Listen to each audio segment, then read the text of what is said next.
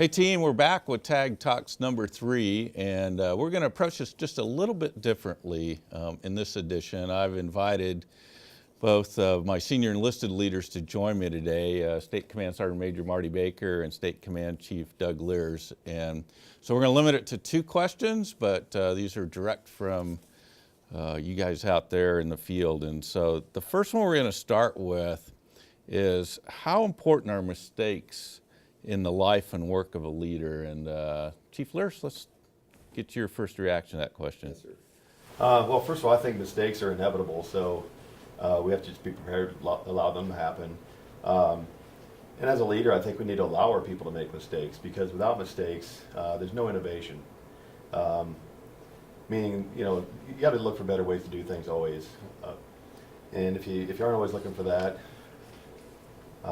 you're just bound to keep doing things the same way and not get better. So, What do you think? I guess the first thought that comes to my mind is, like, people hate to admit they make a mistake. Yeah.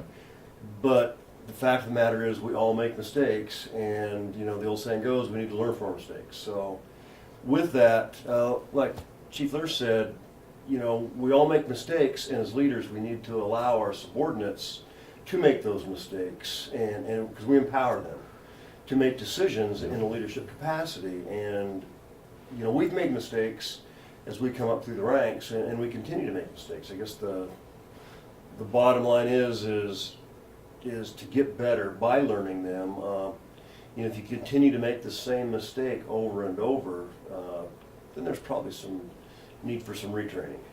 But I think as leaders, we need to allow leeway for mistakes. Yeah, I would agree with you both. So let me ask you this question about that. What's been the more powerful teachers in your life, your mistakes or your successes? Well, I had a sergeant major tell me one time. He said, "If you're going to screw up going forward." Yeah. And I think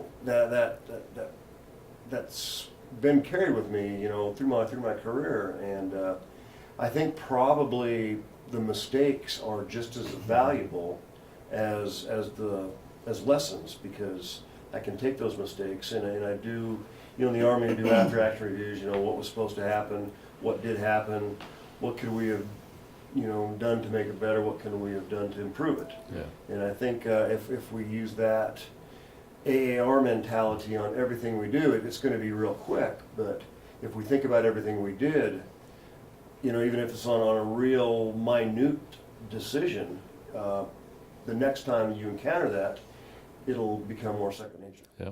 Chief, how about you? For you? well, sir, I think I believe mistakes, because mistakes are opportunities to learn. I once had a college professor tell me, education is nothing more than learning from other people's mistakes. And I think as leaders, that's our job, is to mentor people, to tell them, here's what we did, here's our mistakes, don't do them. Yeah. Bottom line, just get better at what we do. Yeah, I think where people get into trouble, something both of you talked about, is that when any of us, leaders or whatever position in the formation you occupy, when you deny your mistakes, then that's when it becomes an error in judgment. Rarely have I found mistakes to be career enders, but when people won't let themselves be accountable or own up to their mistakes is when they get into trouble. And I think most of us are pretty forgiving if somebody's willing to own it, and then we can move on and learn from it. So great conversation. How about this? Here's the other question. What's one thing the Guard is doing or should be doing to better utilize millennials? So Sergeant Major, we'll start with you on this one. Well, we've got a lot of millennials in our formations now, and they are, that's the youth of our organization, and at some point they're going to be where we are, at some point, and it's up to us to understand, how they think. We used to have, and we still have them, but we need to bring them more active. In the Army side, we have enlisted advisory councils. Mm-hmm. And I think we need to bring those back, which is the voice of the young soldier, the junior enlisted, where they have a voice, and that they can air their concerns and bring them forward, and their leaders will, can better understand, what's going through their minds and what their concerns are. Yep. Chief, how about you? What do you think? Well, sir, millennials, I believe, like that life balance with their jobs, and that's one of the things, the struggles we have in the National Guard, is to balance the jobs with our families, and the Guard. And as leaders, we just have to be situational. We have to understand that not everybody's going to be the same, in the needs that they have, and as millennials, with any generation for that matter, there's always going to be a gap. So we not always are we going to understand the generation gap, but we just need to be ready to work around it. Right. So I was thinking about last century when I enlisted in the service, and the response to jump was jump or how far, right? And today's young leader, young millennial wants to know why. Why am I jumping? And I think that's a really important concept. And then sometimes for, we'll say, the more mature leader in the organization, that's different than when we entered the service, perhaps. And I think that's important. The other thing is that we have to think about being more agile and innovative in dealing with that life balance issue you brought up, Chief. So there may be a period of time where somebody can't, simply because of life circumstances, could be anything from aging parents, civilian career change, educational change, where they need a little bit more flexibility in things like drill attendance, and those kinds of things. And we've got to find ways to do that. It's pretty clear that younger folks today, the millennials in particular, see a career as a series of experiences, where maybe the older leader sees a career as an experience at a place. And I think that's a change that we're going to have to think about as an organization and adapt toward them as they adapt toward us. So I see us, maybe meeting in the middle here. So I think we have to be real careful about that, though, sir, because the military, the Army and the Air, we are an organization that has standards, and we have discipline, and we have policies. right. And these policies are written, and and it's easy to be in the military. It's written down somewhere. Right. So we have to, make our millennials understand. Make the younger soldiers and airmen understand. Right. That what this organization is all about, and the history and tradition that we have, and that you have volunteered to become a part of this organization. Yep.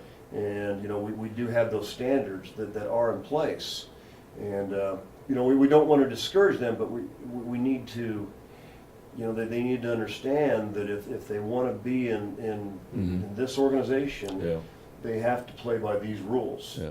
So I would agree. I mean, I'm not making the case that we change standards just for the millennial, but I'm thinking about the agility or the ability to move in and out of statuses, and thinking about it more of a continuum of service, or recognizing that, for example, on the full-time support side, when we hire somebody, it may not be like it used to be, which is you assume them for the career, but they may only want to be here 2 or 3 years as a full-timer, but then return to drill status or M-Day status and go pursue other opportunities, all the while remaining in uniform and meeting the military standards. So I would agree with that. We're not going to change training standards, et cetera, just looking for the flexibility and agility to help us think through that and retain talent. I think that's a big deal for us, and they're clearly a talented group.